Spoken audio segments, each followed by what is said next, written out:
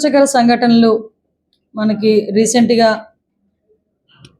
Essentia pharma కంపెనీలో ఒకటి, నిన్న మళ్ళా పరవాడ ఫార్మాస్యూటికల్స్లో సినర్జిన్ అండ్ కంపెనీలోని 2 ఇన్సిడెంట్లు జరగడం జరిగింది.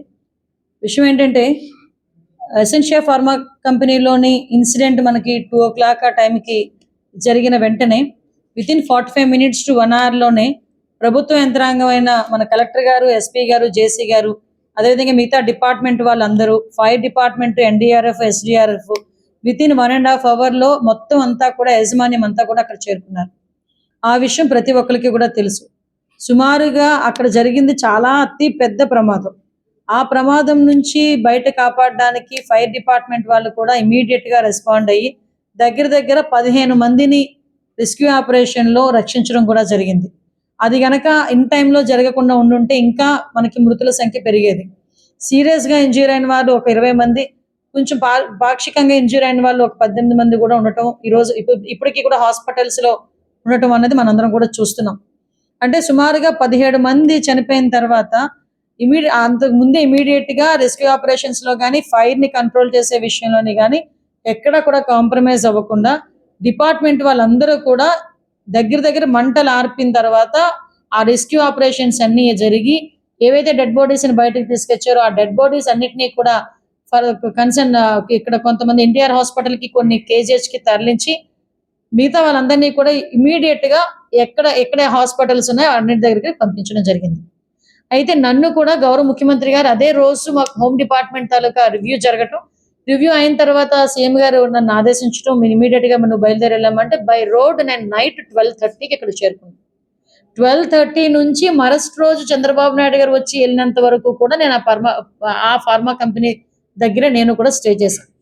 అంటే సుమారుగా అక్కడ ఎటువంటి ఇబ్బంది కలగకూడదు, ఫర్దర్గా ఎటువంటి సంఘటనలు జరగకూడదు. అక్కడ జరిగిన వాటికి వాళ్ళకి సహాయ చర్యలో పాల్గొనాలి. నెక్స్ట్ డే సీఎం గారు వస్తానన్నారు. ఆ ప్రోగ్రామ్ కూడా మనం ఒకసారి దగ్గరుండి సార్కి అన్ని చూపించాలి, ఎక్స్ప్లెయిన్ చేయాలని ఒక మంత్రిగా ఉన్న నేను, కొనతాల రామకృష్ణ గారు మాతో పాటు ఎర్లీ మార్నింగ్ 5 o'clock వరకు మాతో పాటు ఉన్నారు. నేను ఎందుకు ఇవన్నీ చెప్తున్నానంటే, నిన్న పులివెందుల ఎమ్మెల్యే గారు ఇక్కడికి వచ్చారు. వచ్చి ఉషా ప్రైమ్ హాస్పిటల్లో ఉన్న వాళ్ళని సందర్శించి బయటకు వచ్చి ప్రభుత్వ యంత్రాంగం పట్టించుకోలేదు, అధికారులు ఎవరు రాలేదు, మంత్రులు ఎవరు రాలేదు, మంత్రులు ఎవరు స్పందించలేదు. అంటే ఈయన సాక్షి టీవీ కాకుండా మిగతా ఛానల్స్ కూడా చూస్తే అసలు ఎవరు వచ్చారు అక్కడికి, ఎవరు స్పందించారు, ఎందుకు ఇమీడియట్గా ఏ సహాయ చర్యలు తీసుకున్నారన్న సంగతి తెలియకుండా ఏదో మైకులు పెట్టారు కదా, నాకు ఏదో సవాల్ మీద పేరలు ఎలుకునే టైం వచ్చింది కదా, నేను వచ్చి మాట్లాడతాను అనుకుంటే కనుక అవ్వదు కదా. ఈరోజు మేమందరం అంత సిచ్యువేషన్స్లోని కూడా ఫైర్ డిపార్ట్మెంట్ వాళ్ళు లాంటి వాళ్ళు కూడా వచ్చి 15 మందిని కాపాడటం, ఎన్డీఆర్ఎఫ్, ఎస్డీఆర్ఎఫ్ వాళ్ళని కూడా క్లియర్ చేయటం, ఎక్కడ ఎటువంటి ఇబ్బంది లేకుండా కనీసం పబ్లిక్ ఏదైనా మళ్ళా కోపాలకి గురి కాకుండా వాళ్ళని కన్విన్స్ చేసుకొని ఇన్ని మేమందరం కూడా చేసి, అది కూడా ఏంటి, యాజమాన్యం స్పందించలేదు. యాజమాన్యం సంబంధించి ఎవరు కూడా మా దగ్గరికి రాలేదు. అయినా కూడా ఇమీడియట్గా గవర్నమెంట్ అంతమంది చనిపోయిన వాళ్ళు ఉన్నారని గవర్నమెంట్ గబగబా స్పందించి అన్నీ చేసి, చంద్రబాబు నాయుడు గారు కూడా ఆ కుటుంబాలకి ₹1 కోటి కాంపెన్సేషన్ కూడా అనౌన్స్ చేసి ఇమీడియట్గా ఎవరికైతే తీవ్రంగా గాయపడిన వాళ్ళకి 50 లక్షలు, అదేవిధంగా పాక్షికంగా గాయపడిన వాళ్ళకి 25 లక్షలు కూడా అనౌన్స్ చేయడం జరిగింది. అదే కాకుండా చంద్రబాబు నాయుడు గారు గౌరవ సీఎం గారు ఓ పక్క నుంచి మన డిప్యూటీ సీఎం పవన్ కళ్యాణ్ గారు ఎవ్రీ టైం మానిటర్ చేస్తూ, అర్ధరాత్రి వరకు మానిటర్ చేస్తూ, నెక్స్ట్ డే మార్నింగ్ అంత వర్షంలోని కూడా ముందు మెడికవర్ హాస్పిటల్కి, కేజీహెచ్కి వెళ్ళి వాళ్ళని పరామర్శించి మళ్ళా సీన్లోకి వచ్చారు. ఎక్కడైతే బ్లాస్ట్ జరిగిందో ఆ బ్లాస్ట్ జరిగిన ప్లేస్కి చంద్రబాబు నాయుడు గారు గౌరవ సీఎం గారు వచ్చారు. అక్కడికి వచ్చి మొత్తం అంతా పరిశీలించి అక్కడ ఉన్న అఫీషియల్స్ అందరితోని కూడా రివ్యూ ఏర్పాటు చేసి, తర్వాత పబ్లిక్ అడ్రస్ చేసి, ప్రెస్కి అడ్రస్ చేసి, తర్వాత అక్కడ నుంచి ఆయన బయటికి వెళ్ళేటప్పుడు కూడా ఇమీడియట్గా కాంపెన్సేషన్స్ అందరికీ అందాలి అని చెప్పి ఆదేశాలు జారీ చేసి పంపించడం జరిగింది. 24 గంటలు గడవక ముందే, ఆయన అనౌన్స్ చేసిన 24 గంటలు గడవక ముందే ₹1 కోటి పరిహారము ప్రతి ఒక్క మృతుని కుటుంబానికి కూడా వెళ్ళింది. అతను మళ్ళీ అనౌన్స్ చేసి ఆయనకి 24 గంటలు కాకముందే ప్రతి ఒక్కరికి అకౌంట్లలోకి డబ్బులు వెళ్ళినాయి. మేము చెక్కులు తీసుకుని వెళ్ళి ఇవ్వడం కాదండి. 50 లక్షల రూపాయలు తీవ్రంగా గాయపడిన వాళ్ళు 20 మందికి 50 లక్షల రూపాయలు, అదేవిధంగా పాక్షికంగా గాయపడిన వాళ్ళకి 18 మందికి 25 లక్షల రూపాయలు చొప్పున ప్రతి ఒక్కరికి కూడా ఆర్టీజీఎస్ చేసి వాళ్ళకి ఆ కన్ఫర్మేషన్ పత్రాలు కూడా మేము ఇవ్వడం జరిగింది. ఇన్ని జరిగితే కాంపన్సేషన్ ఇవ్వలేదు. కాంపన్సేషన్ నువ్వు ధర్నాయే చేయాలంటే చాలా సంఘటనలు నేను చెప్తా, దానికి వచ్చి ధర్నా చేయి, అప్పుడు మాట్లాడుకుందాం. అంతే తప్పించి ఏదో అంటారు కదా, అయిపోయిన పెళ్లికి వచ్చి బాజాలు చేస్తుంటారు. ఇప్పుడు విషయం ఏంటి, అయిపోయింది అక్కడ సిచ్యువేషన్ అంతా. కాంపన్సేషన్స్ నువ్వు ఏదైతే డిమాండ్ చేసావు కాంపన్సేషన్స్ వెళ్ళిపోయినాయి. వెళ్ళియో లేదో తెలియకుండా అక్కడికి వచ్చి కూర్చొని మాట్లాడుతున్నావు. మాట్లాడితే ఎల్జీ పాలిమర్స్ గురించి మాట్లాడుతావు. అరే ఎల్జీ పాలిమర్ సంఘటన జరిగిన వెంటనే నేను వచ్చేసాను అన్నాడు.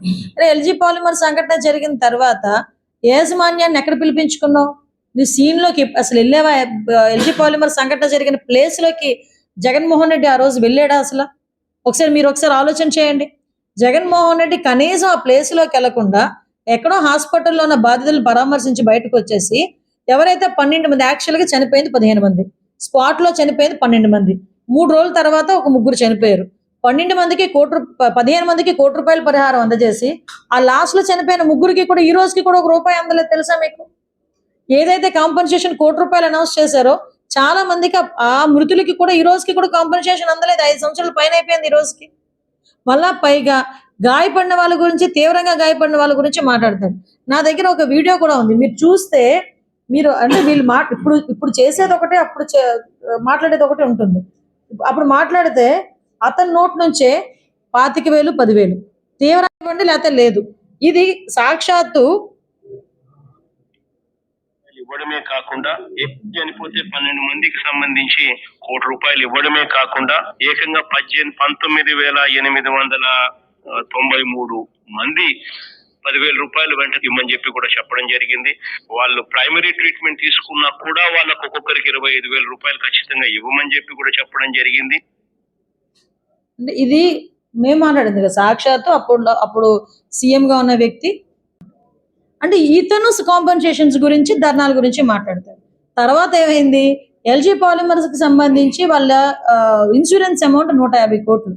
ఆ 150 కోట్లు ఎక్కడికి వెళ్ళినాయో, ఎవరి జేబుల్లోకి వెళ్ళినాయో మనకే తెలియాలి.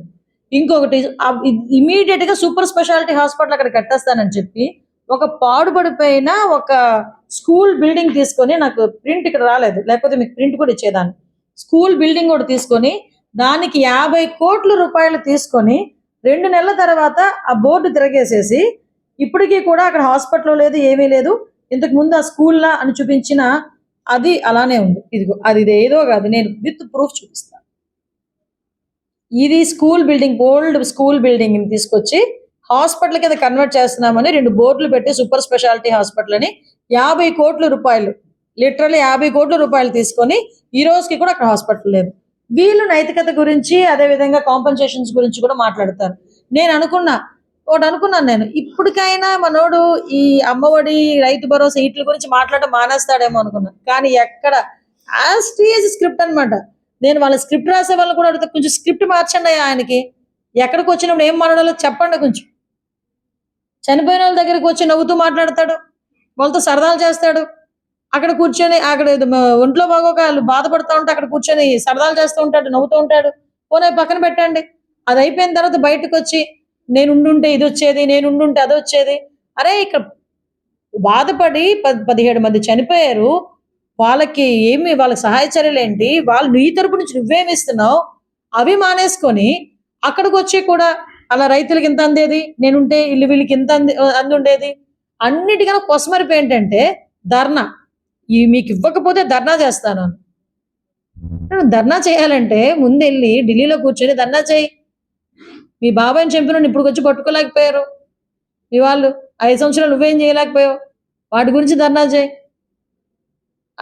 మీ తాలూకు ఎమ్మెల్యేలు, ఎమ్మెల్సీలు ఎన్ని పనులు చేస్తున్నారో చూస్తున్నావు కదా, వాళ్ళ గురించి ధర్నా చేయి. విషయం ఏంటంటే ఇక్కడికి వచ్చి ఇంకొక విషయం, వాళ్ళు మనం బ్లేమ్ చేస్తారు. ఈ రోజు మాకు 2 నెలల కాలంలో ఇన్సిడెంట్ జరిగిన వెంటనే ఇమ్మీడియట్ గా ఈరోజు ఇండస్ట్రీస్ వాళ్ళందరితోనే కూర్చొని ఒక మీటింగ్ ఏర్పాటు చేసుకోవడం జరిగింది. నేను ఛాలెంజ్ చేసి అడుగుతున్నా, ఇక్కడ local ex minister, industrial minister అయిన తర్వాత ఎప్పుడైనా ఇలాంటి మీటింగ్ కనీసం అనకాపల్లి అయినా కండక్ట్ చేయగలిగాడు ఆయన? ఎందుకు చేయలేకపోయారు?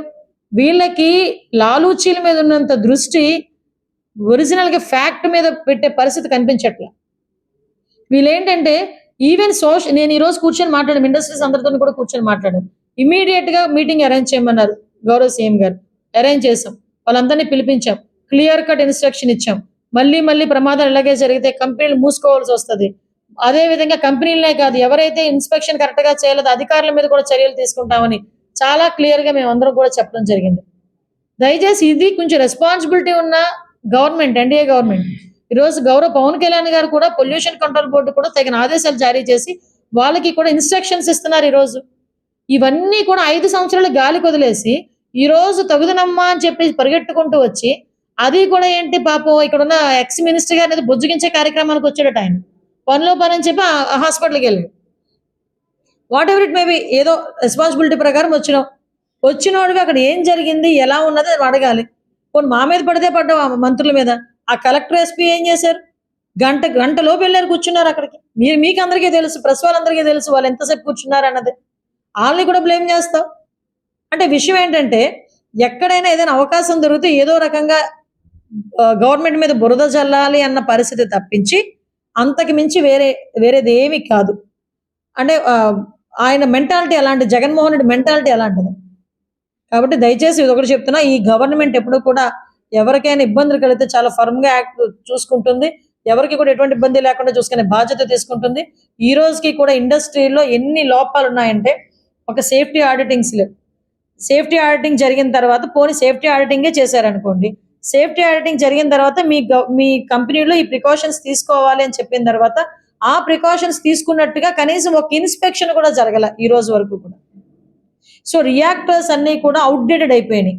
ఒక్కొక్క reactor cost 10 lakhs to 1 crore ఉంటుంది. రియాక్టర్స్ ని కూడా వాళ్ళు తిరిగి ఇన్స్పెక్షన్ చేసి వాటిని మార్చే ప్రయత్నం చేయట్లే. ఈవెన్ అలారమింగ్ సిస్టమ్ ఉంటుంది, బజర్ సిస్టమ్ ఉంటుంది. ఏదైతే కెమికల్ ఒకవేళ గ్యాస్ కనుక లీక్ అయితే ఇమీడియట్ గా అలారమింగ్ వచ్చి మొత్తం అందరూ కూడా అలర్ట్ అవుతారు. ఫైర్ వస్తుంది అనుకునేటప్పుడు ఆ హీట్ కే అలారమ్స్ మోగాలి. అలాంటి సిస్టమ్స్ ఏవి కూడా చాలా కంపెనీస్ లో లేవు. ఈ రోజుకి కూడా పొల్యూషన్ కి సంబంధించి చాలా ఇబ్బందులు పడే పరిస్థితి మనం ఉన్నాం. ఇవన్నీ కూడా స్ట్రీమ్లైన్ చేసుకుంటున్నాం. ఈ రోజు అందరితో కూడా కూర్చొని మాట్లాడాం.